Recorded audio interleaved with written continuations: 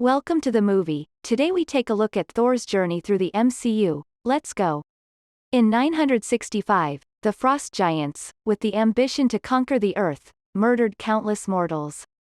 At this time, the king of Asgard, Odin, did not stand aside from this story. He and his army teleported to Earth, defending the mortals against them. Many of their warriors died and eventually drove them back to Jotunheim, and confiscated their eternal energy. Them are eternal winter caskets. At this point, Odin spared the life of Laufey, their leader. From there, he became the guardian of the 9 kingdoms, including the Earth. In the present moment, the scene shows a magnificent and peaceful Asgard. After many years of reign, in order to keep the peace of the 9 worlds, Odin is preparing to hand over the throne to his son, Thor. He is the only one who can wield the legendary hammer Mjolnir, created from the core of a dead star. While the succession to the Asgardian throne was taking place, it was interrupted by the ice giants. They had infiltrated with the intention of regaining the casket of eternal winter, but before they could do anything, they were burned by the destroyer, the empty armor that guarded the treasure. Due to the interruption of his succession to the throne, Thor angrily asks his father for permission to march to Jotunheim to teach the giants a lesson. But Odin just wanted to keep the peace for the 9 worlds. He said he would not break the armistice with Laufey and forbade it. Thor is even more displeased, so our young prince decides to join his brother Loki, childhood friends Sif, and the warrior trio Volstagg, Fandral and Hogun to Bifrost Bridge. He asked the gatekeeper to teleport Heimdall, paving the way for him to go to Jotunheim to confront Laufey. When they all set foot on Jotunheim, the place is completely covered with ice. Laufey tells Thor that Odin's palace is full of traitors, so there is a hole for his people to enter. Says that Thor is just a boy trying to act like an adult, surrounded by Laufey's army in great numbers. He even sarcastically said to leave while still allowed. Thor gets angry, swinging a hammer and knocking him into the air. A fierce battle took place, but the disadvantage gradually tilted towards the Asgardian warriors. Thor can defeat them all by himself, but his friends have limited power. When everyone was cornered, fortunately, Odin teleported over the Bifrost Bridge. Saved Thor, Loki and the warriors within a short time. After returning to Asgard, Thor remained wild and aggressive. At this point, Odin had no choice but to teach his son a lesson. He stripped Thor of all his powers, and banished Thor to Earth as a mortal. With that, he threw the hammer Mjolnir with him and cast a spell on it. Anyone can wield this hammer if worthy, and possess the power of Thor. He crashed in New Mexico, just as astrophysicist Jane Foster and assistant Darcy Lewis, Dr. Eric Selvig, were studying the storm created by Bifrost. So they hit you by mistake. Because he thought Thor was just an ordinary person who got lost in a storm. She took him to the hospital. Since he had never been to Earth, when he woke up, he panicked and attacked the doctors and was given an anesthetic. The hammer Mjolnir fell not far away, and was found by locals. Jane Foster is still engrossed in studying the pictures taken of the storm. She sees people in them, and doubts Thor can explain the phenomenon to her. She goes back to the hospital and accidentally hits Thor again, as he tries to escape. Return to the hammer Mjolnir. After discovering that this strange object could not be lifted, many people came here to try their hand at hammer as a hobby. A SHIELD agent named Phil Coulson is here.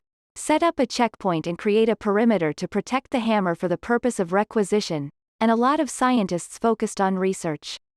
At the same time, his younger brother Loki discovers that he is an abandoned child of Laufey, adopted by Odin when the war with the Jotunheim clan ended. He explained that he raised him because he wanted to one day unite the kingdom and build eternal peace. Odin quarreled with Loki and due to extreme stress soon fell into Odin's sleep, in order to recover his health. From there, Loki ascended the throne and ruled Asgard. Thor's friends ask Loki to cancel the banishment. But Loki refuses because he cannot resist Odin's orders. In this earthly world, Thor is with Jane. He realizes he has been exiled to Earth and learns to behave like a normal person, respecting everyone. He heard that there was a strange object that no one could lift not far away, knew it was the hammer Mjolnir, so he persuaded everyone to take him there, on the condition that he would explain all the details. Strange physical phenomenon happened. Dr. Eric Selvig thinks he is crazy, and advises Jane not to trust him. But because she was curious about physical phenomena, she took him to the place where Mjolnir fell.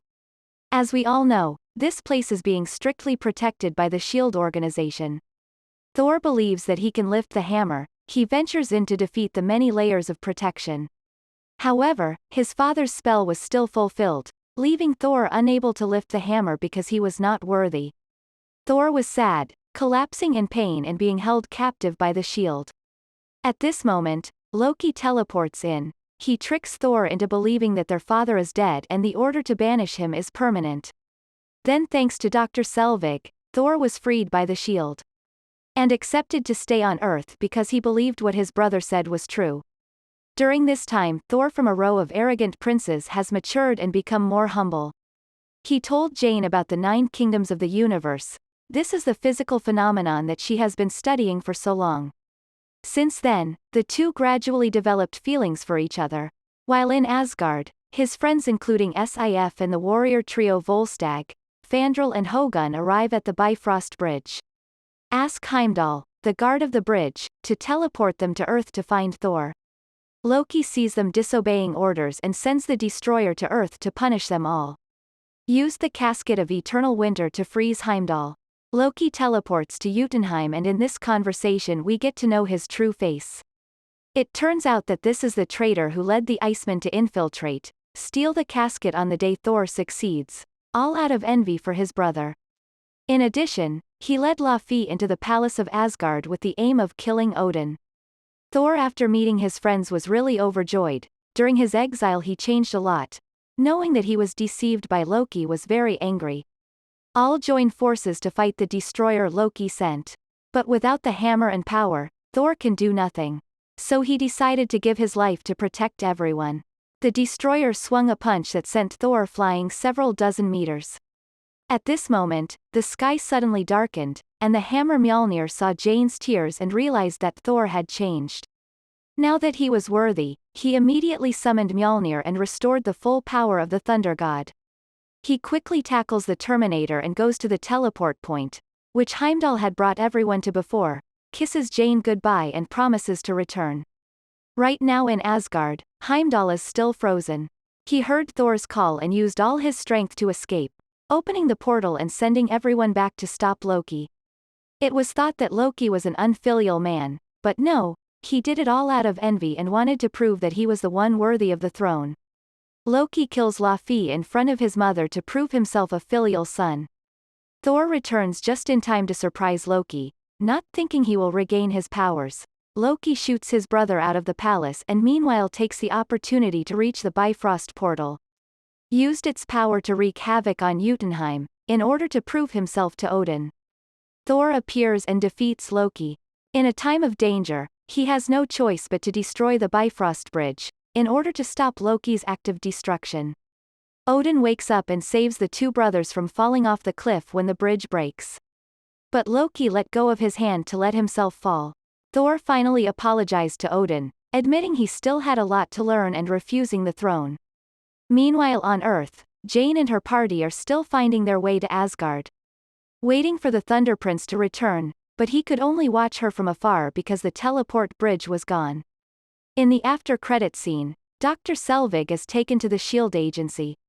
Here Nick Fury asks him to research a shiny cube. Fury says it contains a mysterious power.